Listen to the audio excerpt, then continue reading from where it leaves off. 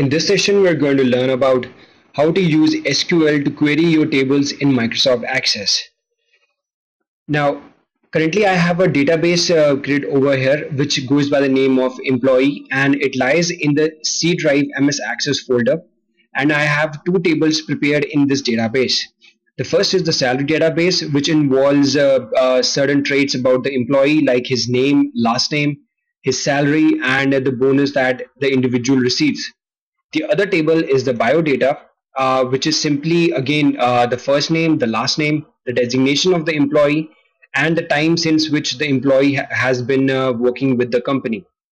Now, uh, although these data sets are very small, these tables are very small, but in real-time perspective, usually the employee databases range in huge numbers.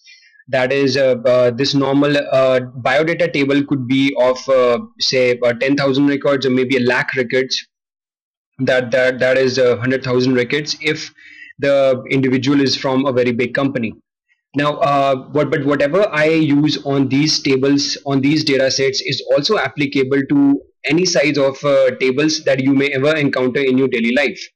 So we're going to begin with the salary table, and we are going to create up a query to query this table, so that we select only certain rows from this table which we want. So the first step involved in creating a query is going to the create tab over here and clicking on query design. So when you will click on the query design, you will be presented with this type of menu over here. The first one being that which table do you want to query. So say I select the salary table because that is what I'm trying to query over here, and then click add. So pressing the close button would close the menu, and you will be left with a description of all the tables that you are going to query here. The main one being the salary table, and as we saw in our description of the salary table, we have the first name, last name, salary, bonus, and obviously the ID variable in this table. So as you can see, the same variables are also listed over here. So the first step involved in using a SQL query is that we need to go onto this tab and click on SQL view. So SQL view would tell you the short query that MS Access has already prepared for you for querying this database, for querying this table. Now the first thing you're going to notice is that it has certain select and the from keywords highlighted in capital letters over here, and also the name of the table would appear in front of the from keyword also. Now the select and the from keywords are something that are in host to the SQL, and they have to be used with exactly the same spellings and exactly the same way as which it has been prescribed by SQL rules. So the first thing to note from this query is that uh, SQL, as we discussed in the previous sessions, is a very much sort of the English language itself, and the designers of the SQL language made sure that whatever you type into an SQL query pretty much looks like the way you talk in normal English. So, so right now you have the select keyword and the from keyword written over here, and a good guess would be that this query is trying to select some variables from the salary table. And if this is the thought process that you just went through, then you're absolutely correct. This table would select only certain variables from the salary table. So the from keyword tells you the which table is it something that you want to query this which table is it something that you want to query, and select would highlight the variables that you're trying to get into your report.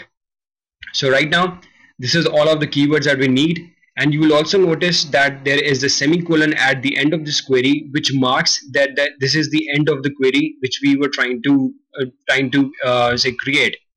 So if we're going to leave this query as it is, and then go on to the design tab, you will see a whole lot of options appearing over here which we are going to discuss one by one in the subsequent sessions. But the most important one which we are going to use in all of the queries is this run button. So the run button is simply like the turn on button for the SQL query, and it tells that the query should run on the table designated. So if I leave the query as it is and hit the run button, you're going to see it gives me an error that query must have at least one destination field, because the error that I committed while running this query is that I didn't select any variables from the salary table to appear in my result. So this is what we are going to add here. So say you want only the ID and the first name of the individual from the salary table to come up in this query result. So all you need to do is you need to type in the correct words ID, then hit by a comma. Then you need to type in the second variable, first name, and then if you would select this query, which I would say always do. So selecting only runs the portion of the query which you need to run. So when you hit the run button, you're going to end up with the new data set now, which now only gives you the ID and the first name of the individual. So if you would look into the original salary table over here, so only these two columns have been say created by using this query over here. So, and not just this, if I wanted to alter my query, again I need to just go on to this tab, right click on it, and then go on to the SQL view and type in some other variable over here. So say you also want the salary variable to come up. So I would write salary in this, select the whole query, and press the run button. So there you go. Now we have the ID variable, the first name variable, and the salary variable turning in our results. So this video was about the first steps that we need to take while creating up queries in MS Access. Thank you for watching.